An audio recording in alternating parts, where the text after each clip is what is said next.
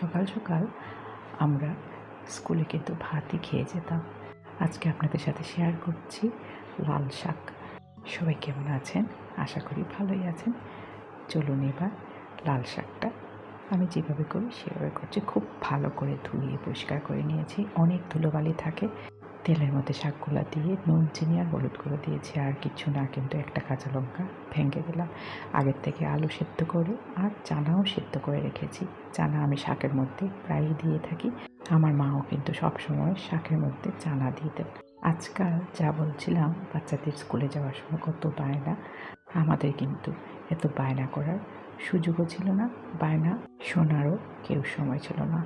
আমার মনে হয় সেইটাই ভালো ছিল। তাই তো আমরা সব কিছু মোটামুটি খাওয়া শিখেছি। লাল শাক মাখলে পর যে ভাতটা লাল হয় সেটা কিন্তু আমার বেশ লাগে। ভিডিওটা কেমন লাগলো অবশ্যই কমেন্ট করে জানাবেন। টাটা সবাইকে।